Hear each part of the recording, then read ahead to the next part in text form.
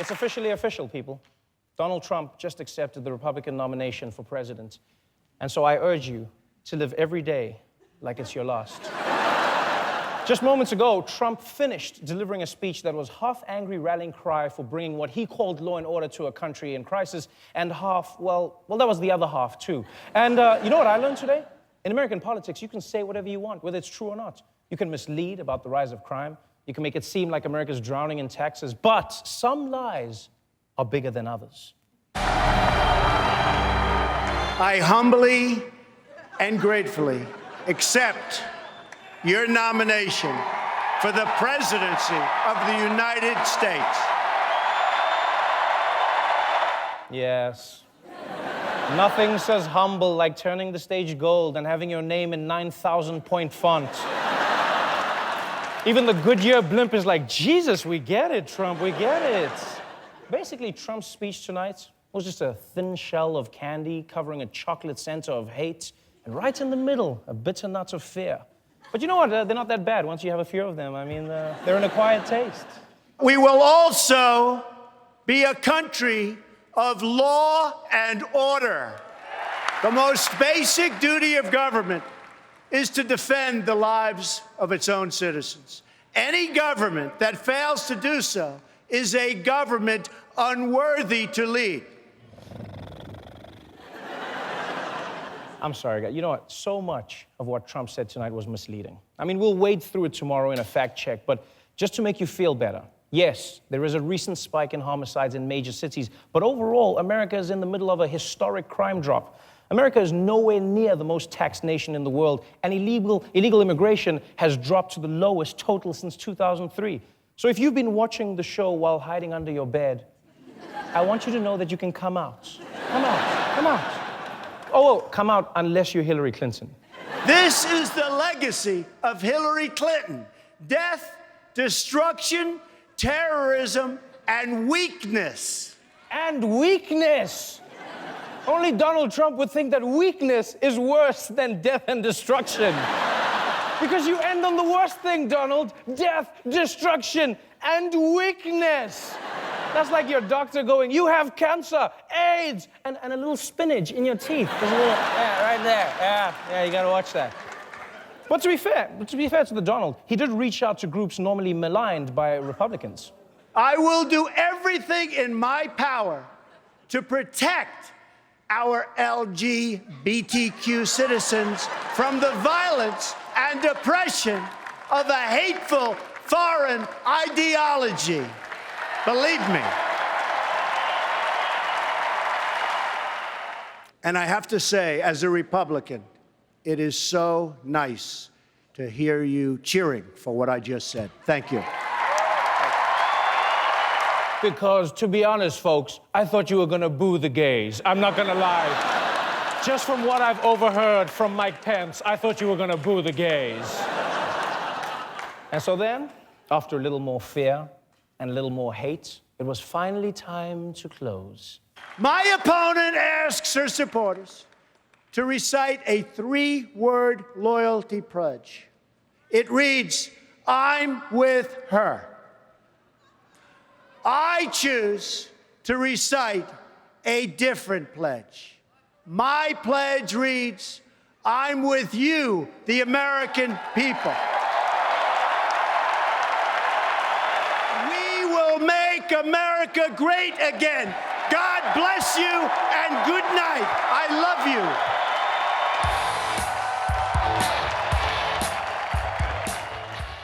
I love you too, Donald. I've got to admit, the speech was okay. I mean, it was scary and disciplined, you know, like a Catholic nun. And like a nun, you know, if you go deeper, you're going to find a wild side. But I was expecting the Trump we've seen on the trail, you know, wild, spitting from the dome. I mean, but when a protester disrupted his speech, he didn't even call for them to be beaten or killed, you know? This is what you get when you stick to a teleprompter. It makes things boring. And I learned that from a very smart man last August. I actually said, if you're running for president, you should not be allowed to use a teleprompter. No, it's true. It's true.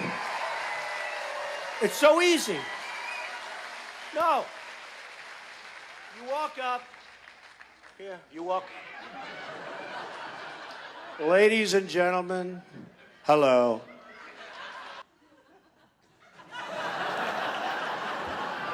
So sad, people. Donald Trump has basically become everything that he hates it. Well, I mean, not everything, because he's still white. But look, I'm going to be honest with you. And honestly, this is a phrase I don't think anyone's ever said, but my favorite part of this whole week was seeing Ted Cruz. Because last night, the man with no reflection did the most amazing thing I've ever seen.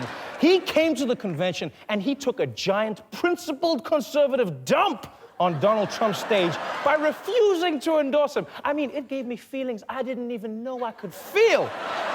My emotions, you know what my emotions like? My emotions were like that pizza with the hot dogs for a crust, you know? I mean, I couldn't tell what it was. I couldn't quite understand, but I knew America was the reason behind it. And here's what made the spectacle even more exciting. You see, up until Ted Cruz's speech last night, it seemed like the convention was finally back on track. You know, former rivals stopped by to give their love. We were about to meet Trump's running mate, straight Anderson Cooper. And then Cruz walked in. And not only did he not endorse Donald Trump, he endorsed everybody but Donald Trump. And to those listening, please, don't stay home in November. Stand and speak and vote your conscience. Vote for candidates up and down the ticket who you trust to defend our freedom and to be faithful to the Constitution.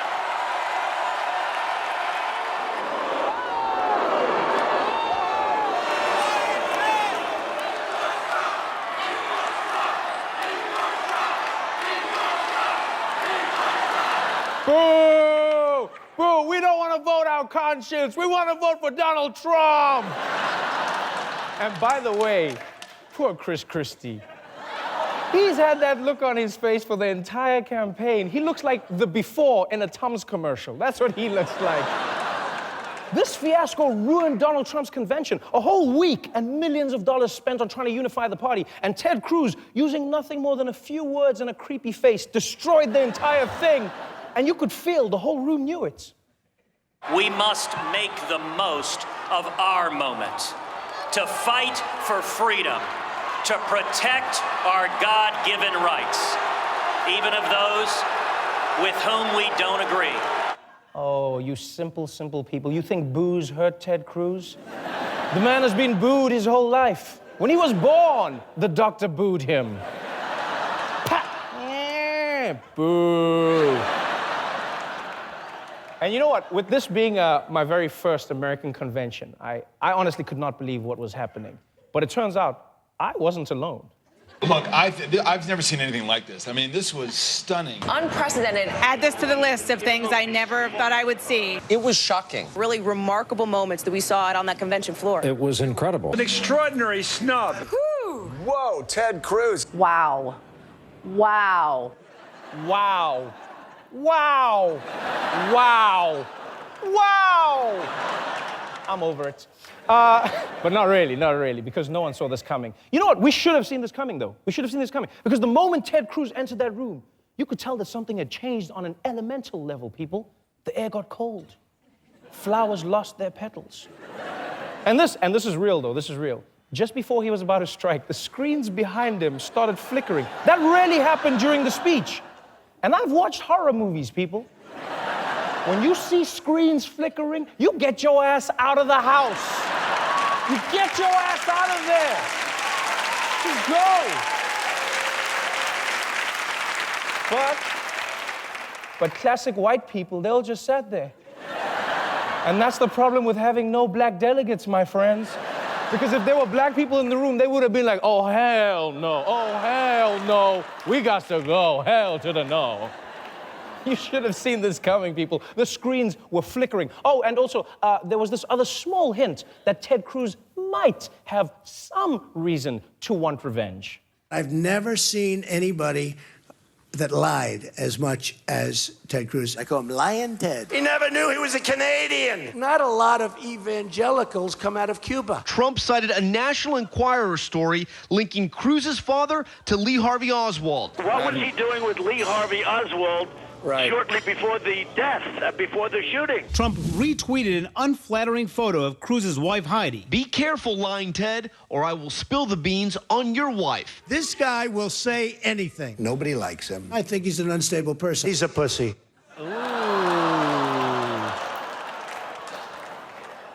You know what I take away from all of this?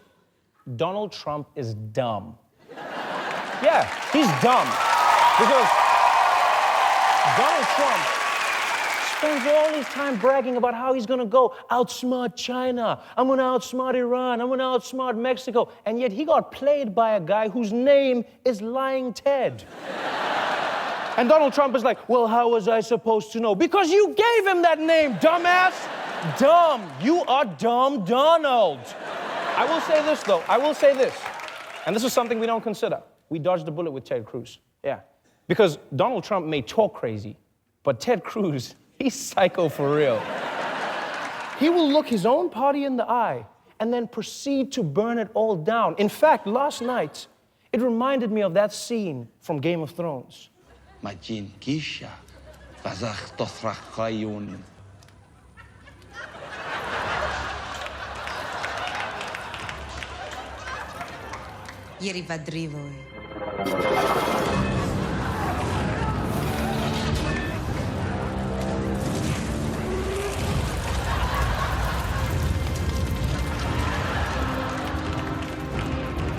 Cruz Lisi, breaker of Trumps, king of the a-holes and the last man.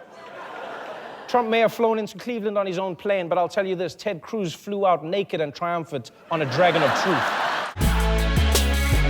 Hey there, thanks for subscribing to our new YouTube channel. You're probably thinking, but I didn't. I know, which is fine, but now you're thinking about subscribing. You should really just subscribe. Just do it. Subscribe. Who said that? Subscribe. Who's saying these things? Subscribe now. What?